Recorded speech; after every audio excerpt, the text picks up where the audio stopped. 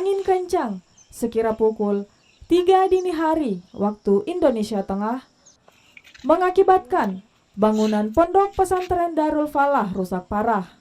Dinding dan atapnya terbang sejauh 50 meter dari bangunan utama akibat diterpa angin kencang. Warga dan tenaga pengajar di pondok pesantren tersebut menemukan atap dan dinding bangunan berada di lokasi ladang pertanian warga setempat cukup jauh dari bangunan utama. Menurut tenaga pengajar pondok pesantren Darul Falah Muhammad Ibrahim Zainuddin, asrama santri diterpa angin kencang sebanyak 2 kali. Yang pertama, menerbangkan atap asrama sejauh 50 meter, dan yang kedua, angin meruntuhkan dinding bangunan.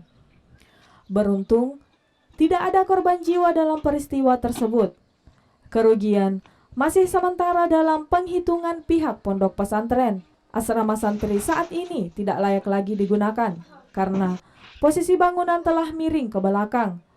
Selain itu, pakaian, buku pelajaran, dan Al-Quran santri basah setelah dihantam hujan lebat.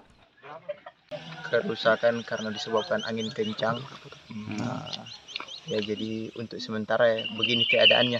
Jadi tidak bisa ditempati lagi karena beginilah kalau hujan basah. Jadi untuk saat ini teman-teman santri kita taruh di masjid semuanya di kampung. Di sini ada sekitar 60 orang mukim semuanya. Nanti kalau bulan puasa baru libur pulang ke rumah. Kalau untuk kerugian sendiri belum bisa dipastikan berapa. Cuman tidak bisa lagi tidak layak ditempati.